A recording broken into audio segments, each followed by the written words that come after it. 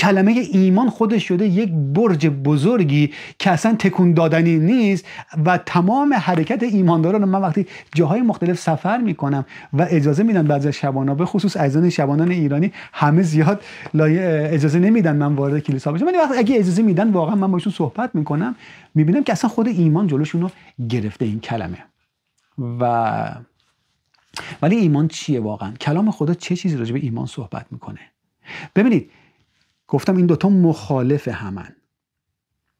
پس ایمان مخالف نفسه. نه؟ ایمان یعنی چی برادر؟ دقت کنید. ایمان یعنی این که چیزی رو که من با این 5 حس نمیتونم دریافت کنم، ولی چون اینجا مکتوبه و میدونم، اگر ایماندار به خداوند مسیح هستی میدونی دروغ نمیگه مسیح خداوند.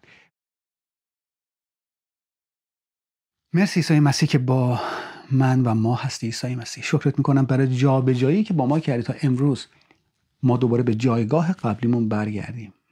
این ساعت به دستان مقدس تو میدم خداوند، تا از من استفاده کنی و اون کلامی رو که میخوای به فرزندان خودت، دانه هایی رو که میخوای به این قلب ها بپاشی، خداوند از من استفاده کن تا از یک نقطه‌ای که هستن به نقطه والاتری که رویای تو خداوند بتونن حرکت کنن.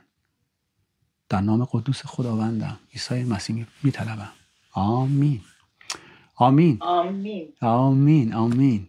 آمین. آمین. آمین. این 2 مانع اصلی چی هستند؟ یکی از این مانع ها رو با توجه به آیاتی که داریم نگاه میکنیم در غلاطیان فصل 5 از آیه 16 به انتهای اون فصل میبینیم که پولس رسول اتفاقی رو صحبت میکنه و در اون آیه اعلام میکنه که یک نفس، این کلمه رو استفاده میکنه، میگه یک نفس من در این اتفاق برام خیلی مهمه و یک نفس پولس میگه میخوام شما رو بیدار کنم و به یاد تو یک نفس این اتفاق رو میارم. کدوم اتفاق؟ همین اتفاق در روح راه رفتن. و راجع به این صحبت میکنه که روح و نفس این دوتا مقابل هم هستن. خب اگر که ما این موضوع، این کلمه نفس و نفسانی رو نشناسیم، بلا فاصله وارد این اتفاق مذهبیش میکنیم و اصلا از اون واقعیتی که کلام داره صحبت میکنه خارج میشه. و نفس رو گفتم از زمانی که در حقیقت سقوط گناه به وجود اومد، سقوط انسان به وجود اومد که به خاطر آدم و حوا بود، اون رابطه‌ای که بین انسان و خدا در روح قرار گرفته بود پاره شد. و چون اون رابطه‌ای که در روح بود پاره شد، در حقیقت روح انسان انگاری که شخصی که دیگه نابینا و فلج و نابود شد. این روح کلاً از کار افتاد. بود، حضور داشت، ولی از کار افتاد. و روح، اینم بهتون بگم عزیزان، این نکته بسیار مهمه. زمانی که ما مرگ روحانی رو تجربه کرد انسان بعد از سقوط، اوکی، اینو باید بدونید. چرا که روح همیشه به عالم روحانی باید متصل باشه. مثل آهن، با دیدین یک نفس به آهن میچسبه، به جای دیگه باید متصل باشه. و اگر که به خداوند وصل نیست، این نیست که دیگه به جای وصلیم، یعنی که وصلیم به جای دیگه. و برای همین همیشه گفتم راجع به خوب و بدها نیستش که خدا نیومد، یا میدونم تمام مذهبا اینه که آدمای خوب رو میخوایم تبدیل به آدمای بهتری بکنیم، آدمای بد هم میخوایم اینا رو تربیت کنیم به آدمهای خوب. وقتی که عیسی مسیح اومد تا مردگان رو زنده کنه. آمین. و خب حالا توی این مسیر هم هست که تغییر میکنیم. برگردیم به نفس. نفس پس چه اتفاقیه؟ دیدیم که راجبش صحبت کردیم. نفس در حقیقت عمیق‌ترین قسمت انسانه که قرار بود اون قسمت رابطه‌ای باشه بین روح ما و دنیای فیزیکی. چون ما فیزیک نبودیم، ما از خداوند گرفته شدیم و در دنیای فیزیکی قرار گرفتیم. و برای اینکه بتونیم در دنیای فیزیکی یا همین دنیای کره زمین بتونیم سلطنت کنیم، خداوند ما رو برای سلطنت فرستاد. ویدیوهایی رو هم روی هویت دارم، میتونید نگاه بکنید اگه ندیدید، لینکشون رو در انتهای ویدیو میذارم. به هر حال زمانی که اتفاق افتاد میبینیم که خب این موقعیت که خداوند میخواست ما بتونیم که انسان بتونه در دنیای فیزیکی حرکت کنه، نیاز به فیزیک داشتیم. برای همین از خاک زمین سرشت، از فیزیک یک خونه‌ای درست کرد، جسمی درست کرد که این خونه های ما هستش. مواظب خونه هاتون باشید، چرا که این خونه ای نیست که هر وقت خواستید نمیدونم عوضش کنید، ازش کوچ کنید. اگه کوچ کردید دیگه اون زمان دیگه نمیتونید روی این فیزیک حرکت کنید. البته خداوند اعلام میکنه کلامش که فیزیک جدید و بدن جدید برای ما برای ما مهیا کرده. ولی به هر حال مواظب خونه هاتون باشید. میایم وارد این قضیه میشیم که پس از اون لحظه وارد دنیای نفسانی شده انسان. یعنی چی؟ یعنی اینکه قسمتی که تبدیل کننده یا پل ارتباطی مایی که روح بودیم و رابطه با خداوند داشتیم که خداوند روح بود، تمام اون اتفاق جریان حیات رو دریافت میکردیم و برای اینکه به این دنیای فیزیکی تبدیل بشه از روی این پل، از روی این قسمت باید میگذشت، مثل اینکه ترجمه میکرد، نه تبدیل میشد به دنیای فیزیکی. اون مواد اولیه که حیات خداوند بود و در حیات انسان جاری بود، در زندگی انسان جاری بود، این رابطه قطع شد و حالا از کجا باید انسان دریافت میکرد؟ و به جان، کلمه ای که اون پلی که گفتم کلام میگه جان، که قسمت نفس ما هم هستش در حقیقت جان. و این جان باید حالا از ابزارهای دیگه استفاده میکرد برای اینکه دریافتی داشت، میخواست چیزی تولید کنه، نه؟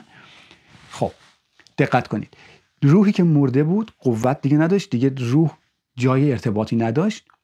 چیزی که مونده بود جان ما بود که فعال شد و این جان شروع کرد از ابزارهاش که همون 5 حسمون هستن. دیدید میگم برای کسی دعا میکنیم، بلافاصله میگه بعد من که هیچی حس نکردم، بعد فرش میگه ای وای اونی که گفته بودین خوب شد، یا اتفاق دیگه. پس میبینید ما یک نفس با احساساتمون میخوایم راه بریم هنوز که ایماندار هستیم، یا به عبارتی ما که ایماندار هستیم میبینیم باز عزیزان میخوان دوباره با اون حسشون راه برن. آیا خدا رو میتونیم حس کنیم؟ نمیدونم، میتونم ببینم. بانکم اگر که دیدم، یعنی دیدم یکی از ابزارهای نفسه. یک بار دیگه ببینید ابزارهای نفس رو مثل چشیدن، مثل بویایی، تمام این حسا ابزار نفس ماست. و مواظب نفس باشین عزیزان. نفس رو اگر که اجازه بدید مثل قبل از، یا باز اینجا بگم به شما زمانی که تمام ما که به عیسی مسیح ایمان نداریم، قبل از ایمان ما زیر سلطنت نفس بودیم و نفس رو برای اینکه میتونستیم این پادشاه رو ما میتونستیم یه جوری قانعش بکنیم، باید چیکار بکنیم؟ سیرش میکردیم یک نفس. و سیر کردن این در حقیقت از طریق ابزارهاش بود که همون 5 حسمونه.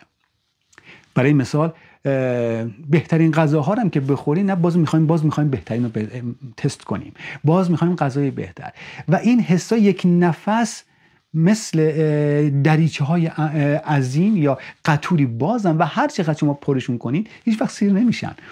و این مشکل انسانه. شما هر چقدر درآمد اقتصادیت باشه هیچ وقت سیر نمیشی اگر که با نفس داری حرکت میکنی. برادر پس ما نباید غذای خوب بخوریم، نباید اقتصاد خوب داشته باشیم.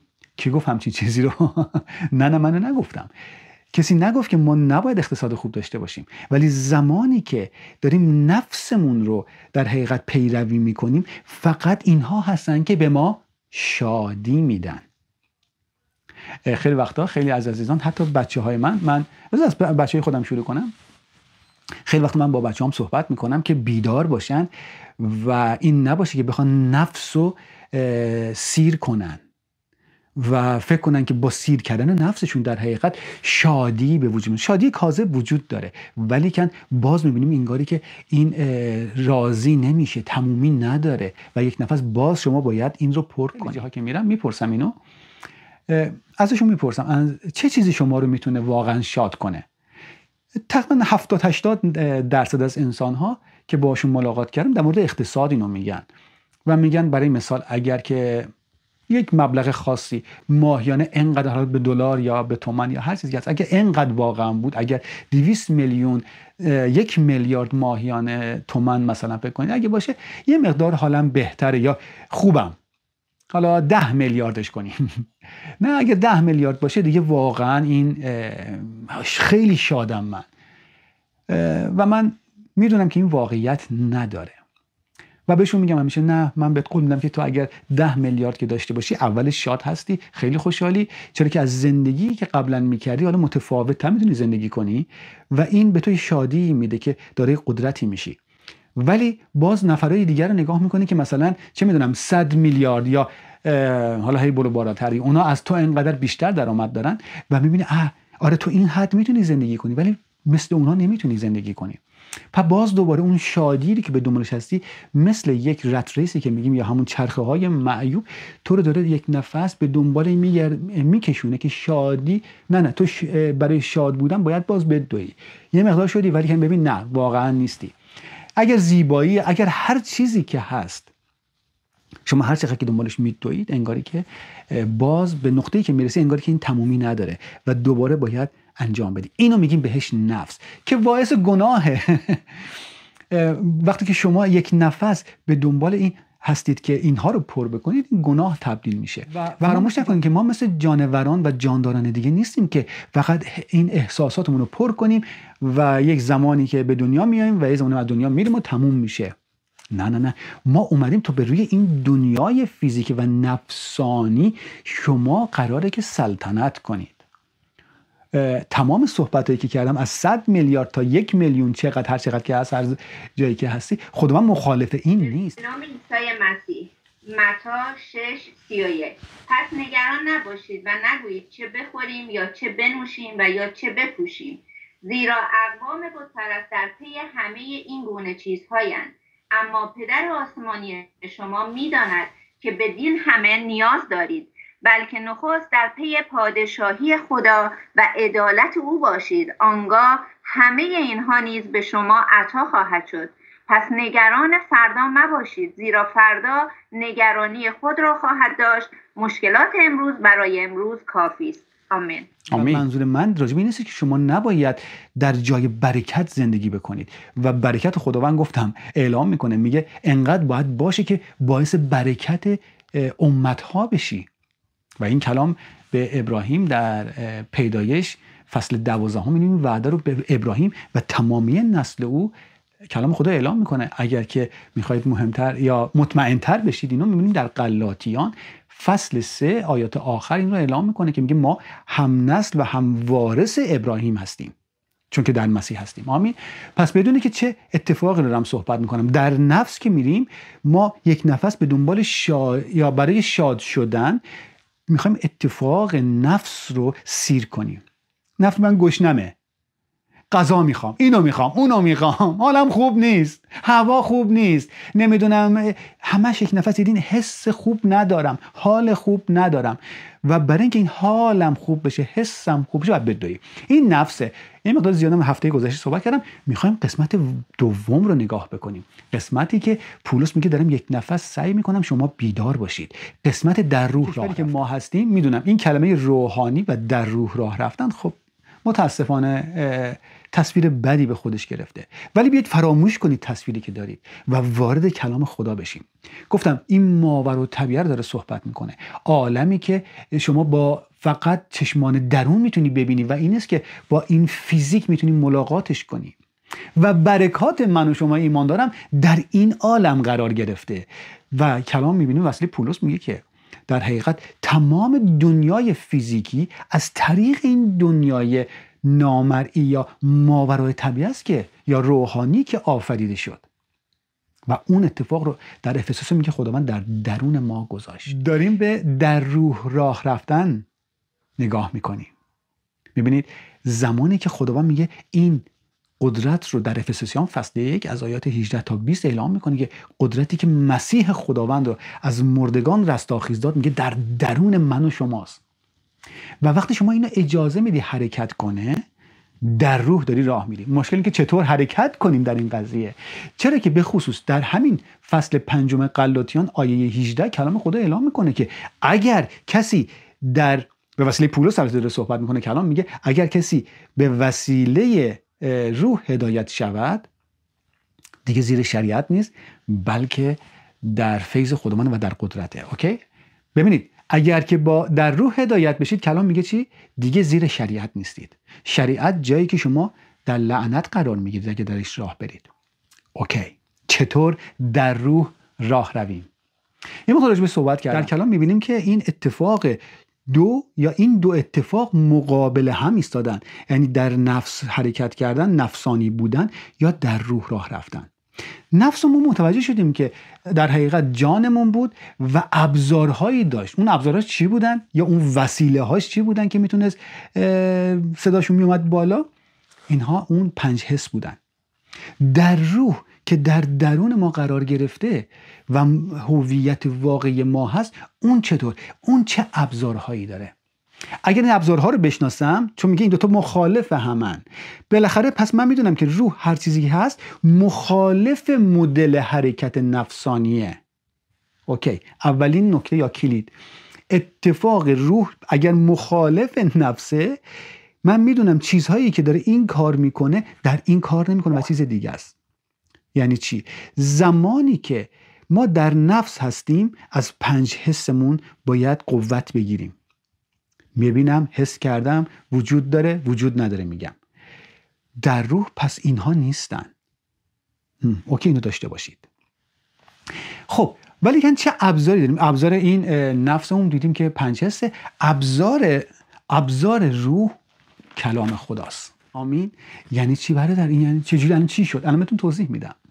ببینید، وقتی که شما میگی حالم بده، یکی از این حسات به تو چیزی تحویل داده به عنوان گیرندت. نه گفته مثلا چه میدونم هوا بده، امروز بارونیه، پس حالم خرابه. میگی یکی از احساساتت. نمیدونم یا درد در بدنت وجود داره. این به خصوص این قضیه خیلی مهمه.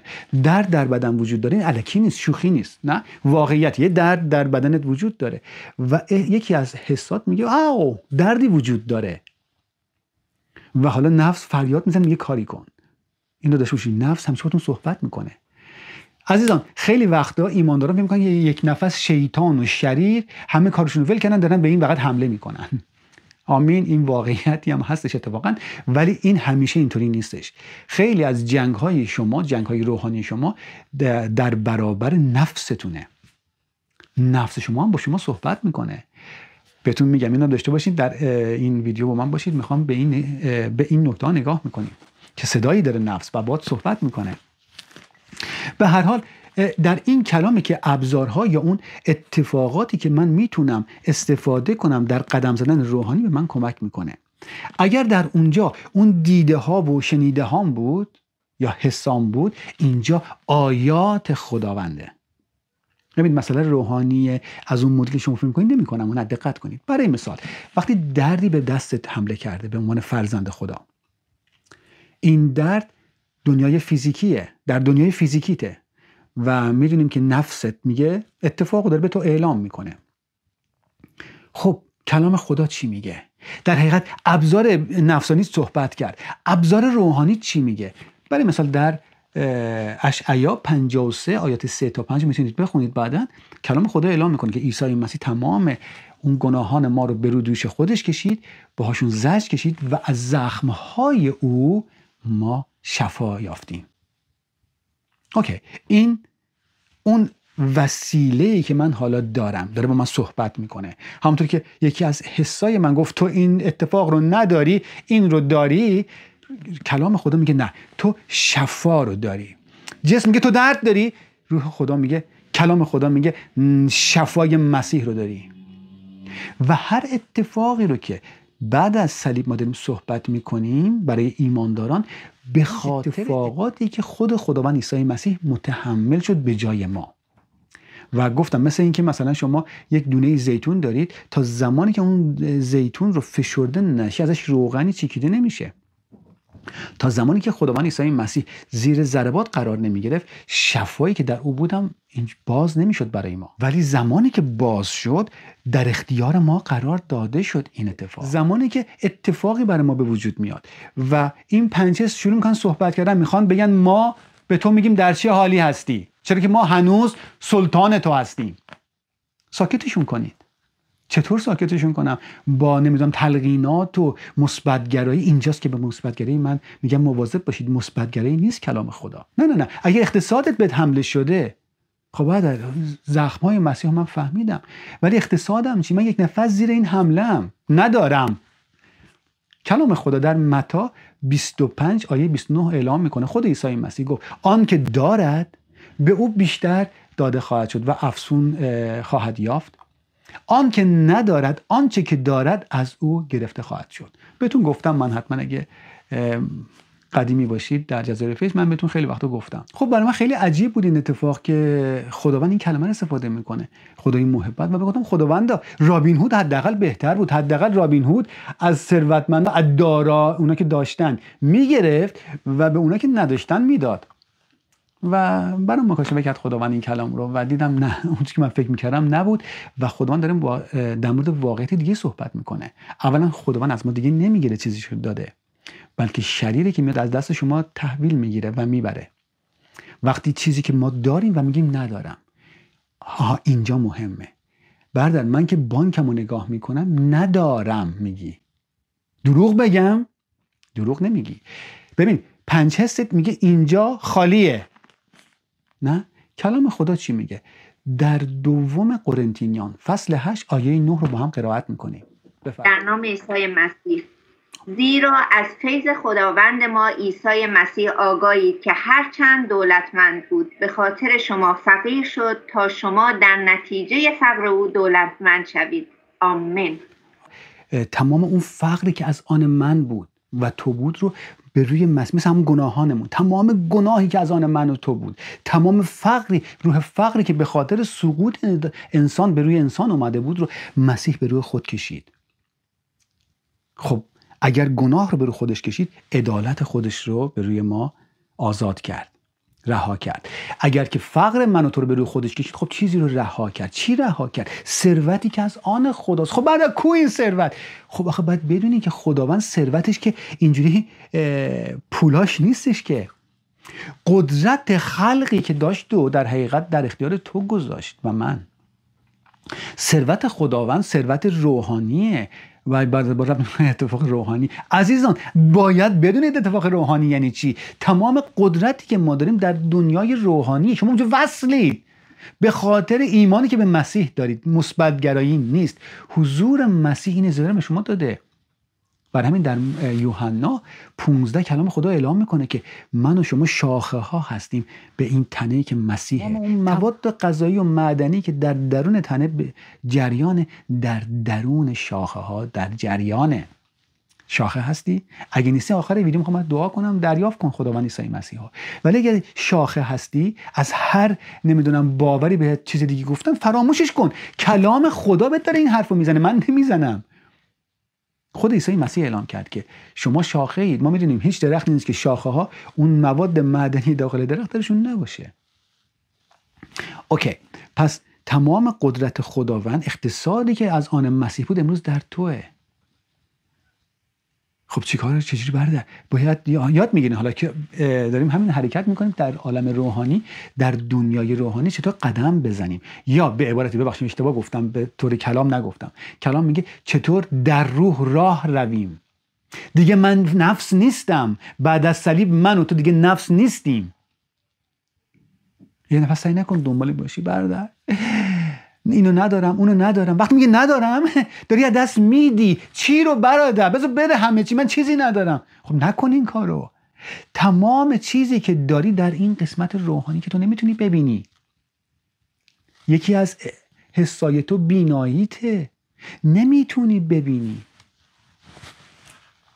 یه مثالی براتون میخوام بزنم از خود کلام خدا. فرشته میبینیم که میاد دختر جوانی رو ملاقات میکنه به نام مریم. در برابر مریم میسته و بهش میگه چه اتفاق غریبی افته، قراره تو باردار شی. آخه نمیفهمم دنیای پزشکی یعنی چی؟ مگه شوخی میکنی با من؟ چطور میشه؟ یک درخت عجیب غریبم مگه من بدون حضور 2 نفر چطور میشه تولید مثلی به وجود بیاد؟ مگه میشه فرزند؟ چی میگی؟ اونایی که 2 نفر بودن میبینیم خانوادهش هستن که 2 نفرن، زن و شوهری هستن، زکریا و الیسابات. میبینیم اونا که 2 نفرن، یعنی این 2 اتفاق برای اتفاق بارداری وجود داره، باردار نمیشن. حالا این که تنهاست، یعنی اصلا غیر ممکنه. از چی صحبت میکنیم ما؟ کدوم پزشکی، کدوم قانون روی زمین میتونه اینو بر ما تفسیر کنه، توضیح بده؟ دقت کنید. آیا بیماری تو از این سخت‌تره؟ تمام اتفاقات فیزیک و تمام این ابزارهای نفس میگه بابا ولش کن، این یک رویاییه، یک تخیلات رهاش. ولی مریم اتفاق رو اعلام میکنه که امشب راجبش کار داریم باهاش. ولی نفر دیگه که 2 نفر هم هستن تازه، خیلی احتمالش بیشتره. درسته اینا نازا بودن، هم زکریا و الیزابت میبینیم که نازا بودن.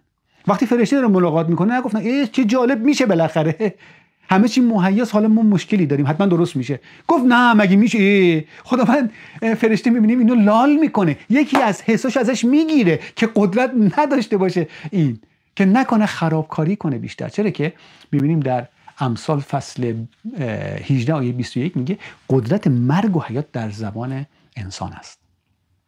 آمین. مریم چی گفت و باهاش کار داریم؟ چرا که در این اتفاق میخوایم راه بریم به فیض خدا امسال. اوکی، پس در روح راه رفتن با ابزار کلامه. وقتی با ابزار کلام راه میری، اتفاقی رو ما تو دنیا روش اسمشو گذاشتیم. میدونی چی گذاشتیم؟ چون نمیبینیش، نمیشنویش، کلام چیزی که هست رو نمیبینی و نمیشنوی که. میگیم در ایمان راه رفتن. اوکی، در ایمان راه رفتن و در روح راه رفتن موازیان، یکیان، دست به دست همن. در شریعت راه رفتن و در نفس راه رفتن یکیان. اوکی؟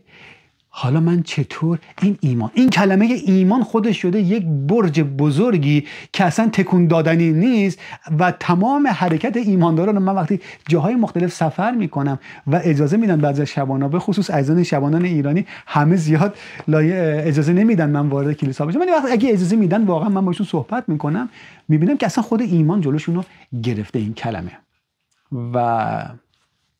ولی ایمان چیه واقعا؟ کلام خدا چه چیزی راجع به ایمان صحبت میکنه؟ ببینید، گفتم این دوتا مخالف همن. پس ایمان مخالف نفسه. نه؟ ایمان یعنی چی برادر؟ دقت کنید. ایمان یعنی این که چیزی رو که من با این 5 حس نمیتونم دریافت کنم، ولی چون اینجا مکتوبه و میدونم، اگر ایماندار به خداوند مسیح هستی میدونید دروغ نمیگه مسیح. اگر شما ایماندار هستید به خدا، میدونید که خداوند به هیچ عنوان دروغ نمیگه. نه؟ مطلقاً. و اگر کلامی رو نوشته میدونید که واقعیته. بذارید بهتون یک کمک کنم، به شما ایمانداران کمک کنم تا این اتفاق براتون بیشتر جا بیفته. قبل از ایمانتون لحظه‌ای میخوام صحبت کنم که شما ایماندار شدید. میخوام در مورد لحظه‌ای که ایماندار شدید رو صحبت کنم. هر کدوم از شما به دلیل ایمان پیدا کردید. انگار شاهدی در درونت اعلام کرد که آره این واقعیته. و زمانی که در دلت وقتی کلام رو خوندی یا برات اعلام کردن کلام رو شنیدیش، در درونت اتفاقی افتاد. گفتی اینی که میگن واقعیته. حالا من به زبان ساده میگم. زمانی که گفتی در درونت و اعلامش کردی، شما نجات پیدا کردی. میریم وارد فصل 10 رومیان میشیم. این 2 آیه رو نگاه کنیم. اگر اینجا ما متوجه بشیم که چه اتفاقی افتاد، در تمام اتفاقات دیگمون راحت پیروزمندانه حرکت میکنیم در روح. اگر ممکنه عزیزان، رومیان فصل 10 آیات 9 تا 10 رو با هم نگاه کنیم. که اگر به زبان خود اعتراف کنی عیسی خداوند است و در دل خود ایمان داشته باشی که خدا او را از مردگان برخیزانید، نجات خواهید یافت. زیرا در دل است که شخص ایمان می آورد و پارسا شمرده می شود و با زبان است که اعتراف می کند و نجات می یابد. آمین. بزرگترین اتفاق زندگی روحانی ما چیه؟ نجاته. عزیزان ببینید، شفا و نمیدونم اقتصاد و اینا عالیه، ولی نسبت به نجات ما اصلا صفره. خداوند برای اینکه ما رو بتونه نجات بده از گناه باید قربانی میشد، ولی که میبینید در کل کلام وقتی میخواست قومی رو برکت بده فقط روشون برکت رو اعلام میکرد. پس برکات و یا شفا نیاز به مرگ مسیح نبود. بزرگترین اتفاق، دقت کنید، بزرگترین اتفاق که حضور خداوند عیسی مسیحه اینو افتاده. خب این بزرگترین اتفاق شما و من چطور دریافت کردیم؟ 1 هفته در زانو زدن بودم، سینه خیزها رفتم، روزه ها گرفتم و بالاخره مسیح گفت آره تو رو من دیدم. دلم تکون خورد. برادر و خواهرات انقدر براتم دعا کردن، در سینه خیزم رفتی خودت، یه خوردم خودتو خوب کتک زدی، دیگه نجاتت میدم. نه، ولی این اتفاقات نبود که ما رو نجات داد. زمانی که خبر خوش مسیح رو شنیدی، انجیل رو شنیدی، در درونت باور کردی و چون باور کردی و اعلام کردی، نجات رو در دستانت دریافت کردی بلافاصله. ندیدمش برادر، لمسش هم نه. حالا بساتم لمس هم کردید شاید در فیزیک، نه، ولی راجع به لمس کردن و دیدن و شنیدن نبوده. خیلیا این اتفاق براشون افتاده، میدونم. خود من با یک معجزه‌ای که اتفاق افتاد وارد شدم، ولی به هر حال راجع به این نیست که همه به این سبک وارد شدن خداوند رو دریافت کردن. من خیلی از ایمانداران مسیحی رو شنیدم کلام داشت میخونه، براش کسی کلام فرستاده خونده بود، قبولم نداشته، یک دفعه در درونش به وجود میاد واو این خدای واقعیه، و از اون لحظه به بعد اتفاقات بعدی میفته. خیلی خوب دقت کنید، از مسئله دور نشید. پس اگر ایمان به مسیح بردن و نجات با تاییدیه‌ای بود، شما گفتید اتفاق افتاده، براتون خوندن گفتن این اتفاق افتاده، الان نه 2000 سال پیش اتفاق افتاده برای تو، گفتی آمین، چون اعلام کردی، تایید کردی، در دستانت دریافت کردی. فرزند، ایمان یعنی چی؟ اون لحظه به تو گفتن ایماندار هستی تو. ببینید سختش نکنید، همینی که به دست نمیارید به خاطر که سختش کردید. گفتم 2 مانع بزرگ ما داریم برای دریافت. یک، دنیای مذهبیتونه.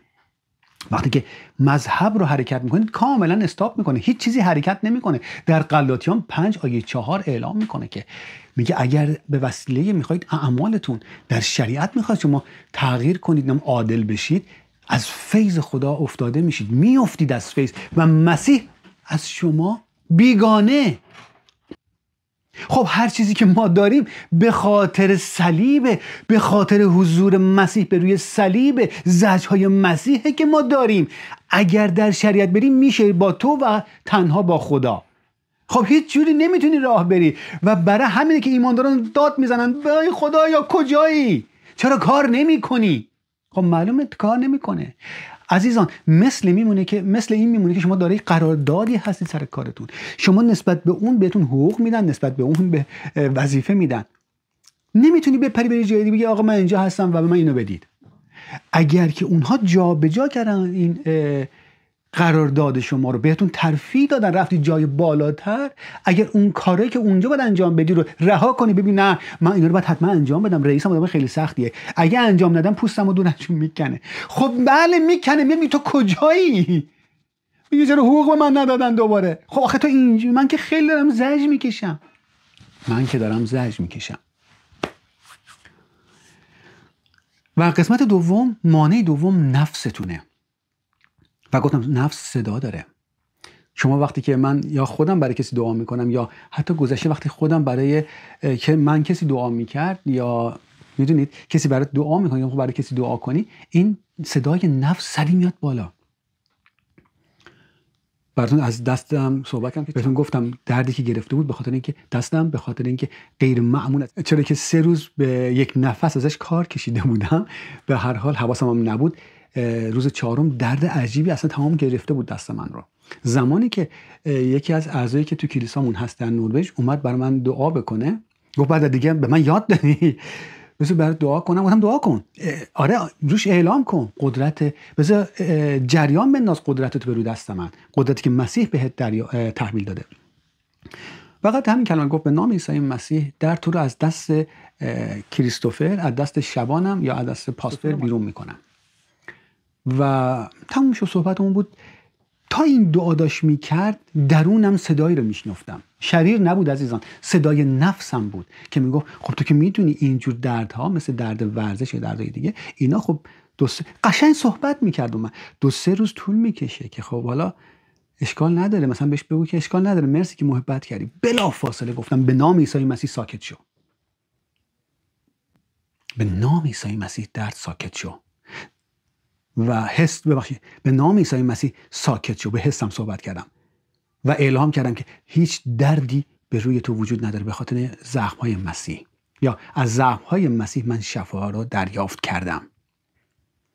حسه بود، ولی من داشتم چیزی دیگر روش اعلام می‌کردم که نمی‌دیدم، حس نمی‌کردم. کوتاهش کنم، این اتفاق 1-2 ساعت بعد، حالا تو این 2 ساعت چه زمانی نمیدونم، ولی وقتی به خودمون اومدیم توی صحبتمون هیچ دردی نمونده، به طوری که من گفتم بهتون لیوان خالی رو یا یک جسم خیلی سبک رو به این حالت نمیتونستم بگیرم بلند کنم، اینقدر درد عجیب بود، ولی کاملا دستم آمین قوت گرفته بود. پس وقتی در ایمان هستیم داریم در روح راه میریم و ایمان میگه تو نمیبینی، تو نمیشنوی، ولی چون کلام خدا میگه، و گفتم بهتون چون ما میدونیم کلام خدا که دروغ نمیگه. اگر در کلام خدا برای مثال مکتوب شده، نوشته شده که مسیح خداوند تمام فقر من رو به روی خودش کشید روی صلیب تا با این اتفاقش حالا ثروت خودش رو روی من رها کنه یا روی تو، خب من نمیبینم توی بانکم شاید اون ثروت رو، نمیتونی ببینی، نمیتونی حس کنی این ثروت رو، ولی چون وجود داره، چون نوشته شده، چون مکتوبه